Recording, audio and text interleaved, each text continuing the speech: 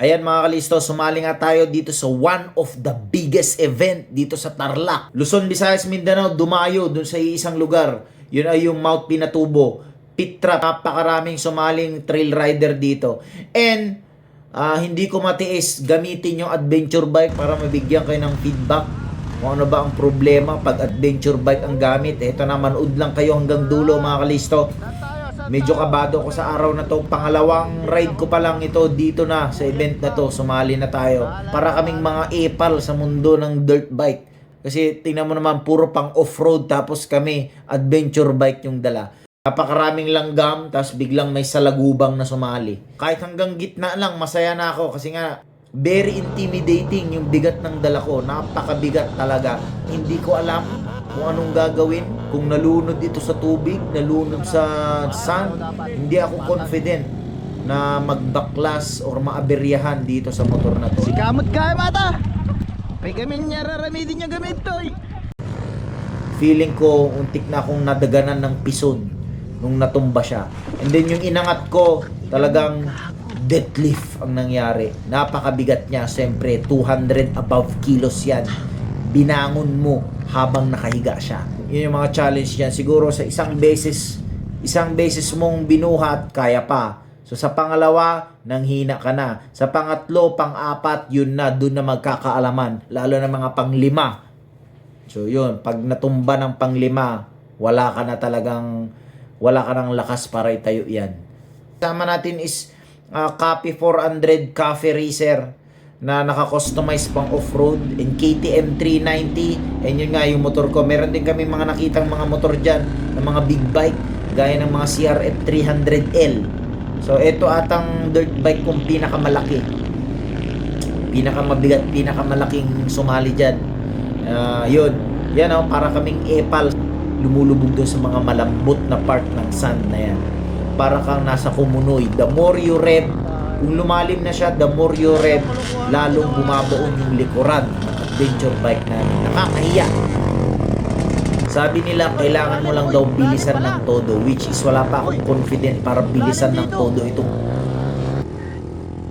Nakakahiya sa mga grupo na tumulong, humila, and yung mga guide. Sus Mariosep, gusto ko na silang bigyan ng tig 500 pesos. Nahiya ako sa paghila sa amin. Kung wala ng mga tao dyan, ang makakasagip na lang sa'yo chopper, helicopter. Papakuha ka na lang sa helicopter.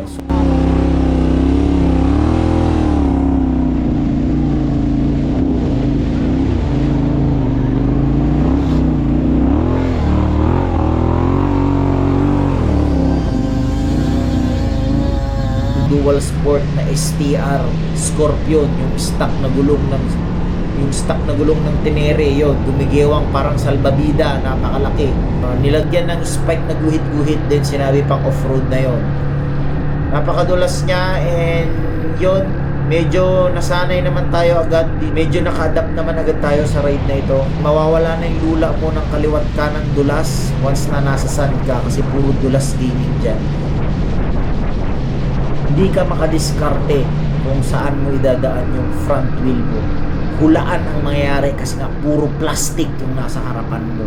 Puro panel, puro device, puro and so on. Napakaraming nasa harapan mo, hindi mo na talaga makita. So yun. So yan, feeling ko untik na akong nadaganan ng kotse nung natumba yan. Marami pa tayong pag-aaralan dito sa motor na to. Marami pang feedback. Try pa natin siyang i-ride sa mga ibang lugar. So, yun.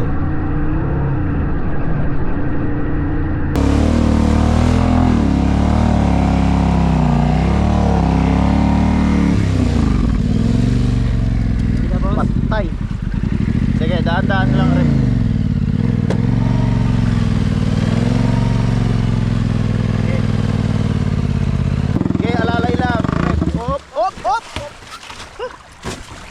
Wait.